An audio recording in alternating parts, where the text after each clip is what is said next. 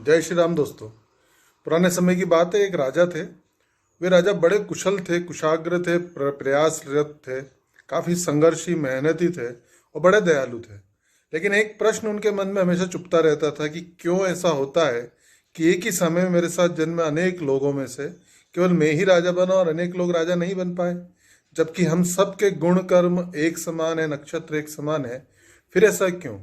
अनेक बार उन्होंने प्रश्न किया इस बात को जानने की, लेकिन उनको कोई उत्तर नहीं मिला। तब जाकर के उन्होंने एक बहुत बड़ा आयोजन अपने राज्य में कराया और बहुत सारे ज्योतिषियों को इकट्ठा कराया।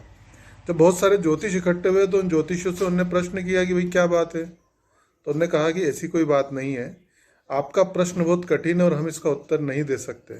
तब एक बूढ़ा ज्योतिष खड़ा हुआ और उसने उत्तर दिया कि यहाँ से घने जंगल में जाना, वहाँ एक महात्मा मिलेंगे, वो तुम्हें अपनी बात का उत्तर अवश्य देंगे।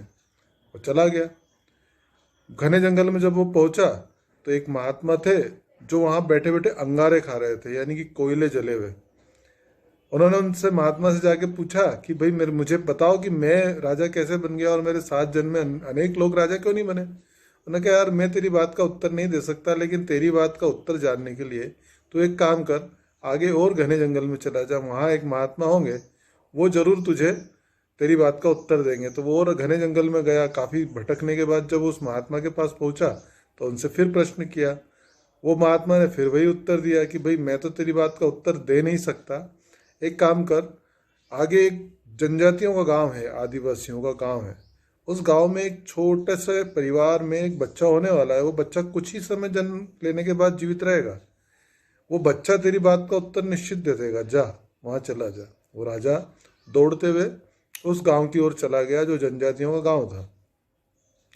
राजा ने उस गांव में ऐसा परिवार ढूंढा जिसके यहाँ बच्चा होने वाला था और वो परिवार उसे मिल गया। तब उन्होंने उसे बताया कि देखो मेरी ये समस्या, ये प्रश्न है और मुझे पता है कि आपका बच्चा जो है वो इसका उत्तर दे सकता है। तो वो परिवार तैयार हो गया। कुछ समय बाद उनके यहाँ दंपत्ति के यहाँ बच्चा हुआ।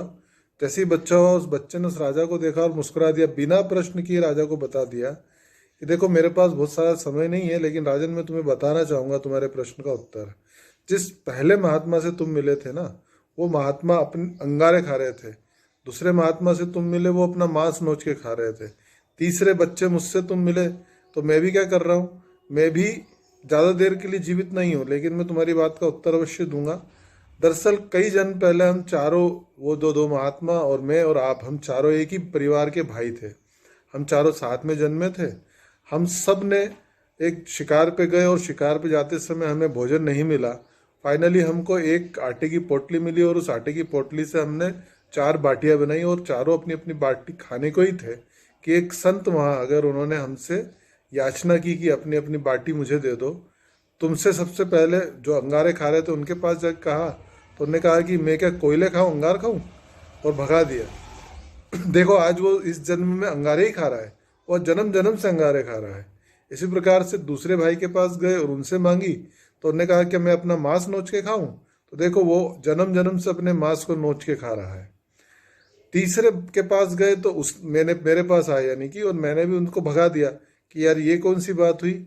और मैंने उन्हें जब भगाया तो फिर वो संत जो है वो निराश हो गए, लेकिन वो आपके पास आए और आपसे जब उनने प्रश्न किया तो आपने कहा, आपने तुरंत ही उनको सहमति दी और अपनी बाटी में से एक बड़ा हिस्सा तोड़कर उन महात्मा को दिया। दोनों ने साथ में बाटी खाई और उन महात्मा ने आपको आशीर्वाद दिया था कि निश्चित रूप से आप बड़े परोपकारी और बड़े महात्मा बनेंगे और आपका कल्याण होगा।